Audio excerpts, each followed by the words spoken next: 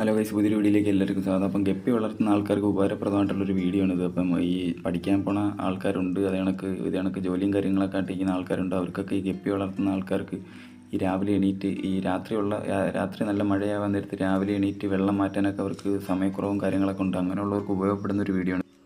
അപ്പോൾ അതിന് വേണ്ടി എന്ന് പറഞ്ഞാൽ ഇത് കണക്കൊരു വേസ്റ്റ് ഓസിൻ്റെ ഒരു കഷ്ണം ഉണ്ടാക്കി നമുക്ക് സുഖമായിട്ട് ഇത് കണക്കൊന്ന് വളച്ചെടുത്താൽ മാത്രം മതി. അപ്പം വെള്ളം സുഖമായിട്ട് നമുക്ക് ഒഴിവാക്കി വിടാം. ഞാനിപ്പോൾ ഇത് ഇട്ടേക്കുന്നത് കോഴിക്കാർപ്പ്, ഗോൾഡ് ഫിഷ് അങ്ങനെയുള്ള കുറച്ച് വലിയ മീനുകൾ. അവരൊന്നും ഈ ഓസിൻ്റെ ഇടയിൽ കൂടി അവർ മിസ്സായി പോകത്തില്ല. അപ്പം ഗപ്പി വളർത്തുന്ന ആൾക്കാരാണെങ്കിൽ ഈ ടാങ്കിനോട് ചേർത്തിട്ടേക്കുന്ന ഒരു സൈഡ് ചെറിയൊരു നെറ്റിൻ്റെ പീസ് വെച്ച് അങ്ങ് ഒരു റബ്ബർ ബാൻഡ് വല്ലതും ഇട്ട് വെച്ചിരുന്നാൽ അതുവഴി ഗപ്പികളും അതുവഴി മിസ്സാവത്തില്ല. ഞാനിപ്പോൾ കുറേ കാലമായിട്ട് സമയത്തിൻ്റെ ഒരു പ്രശ്നമൊക്കെ കൊണ്ട് ഇതാണ് ചെയ്തുകൊണ്ടിരിക്കുന്നത്. അപ്പോൾ രാവിലെ എണീറ്റ് മഴയാണെങ്കിൽ ജസ്റ്റ് ഇതിനൊക്കെ വെള്ളം നിറച്ച് ഒന്ന് കമത്തി അങ്ങ് വെച്ച് കൊടുത്താൽ മതി. അപ്പോഴത്തേക്ക് ടാങ്കിൽ എത്രത്തോടി വെള്ളമുണ്ട് നമ്മൾ ഓസ് ആ ടാങ്കിൻ്റെ സൈഡിൽ വെക്കുന്നതായിട്ട് ഇരിക്കുന്നുണ്ട്. ഇതേ കണക്ക് ഓവർഫ്ലോ ആയിട്ട് വെള്ളം അങ്ങ് പൊക്കോളും. അപ്പോൾ നമ്മളെ ജോലിയും കാര്യങ്ങളും നടക്കുകയും ചെയ്യും.